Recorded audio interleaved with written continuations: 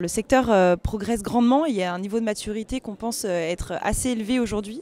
Chez France Invest, en fait, on fait un reporting ESG chaque année auprès des 400 membres. Et cette année, il y a près de 80% des ces gestions qui ont dit avoir une politique ESG externe.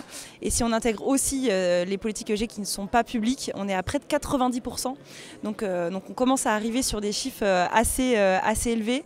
50% qui ont une politique climat et 95% qui ont des politiques d'exclusion. Donc on commence à avoir des démarches extrêmement formalisées.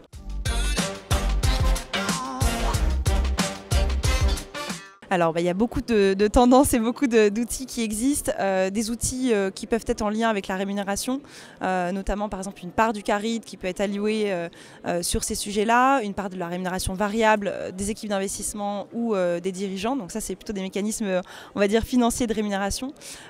Après, de manière générale, en termes d'outils principalement utilisés, donc il y a des outils de mesure, c'est principalement ça qu'on peut faire en tant que GP sur des sujets de reporting au sens large, de climat, des reporting, enfin des mesures d'empreinte qualitative ou quantitative via l'empreinte carbone, et aussi sur la biodiversité. De plus en plus en fait aussi de démarches sont faites de mesures sur ces aspects-là.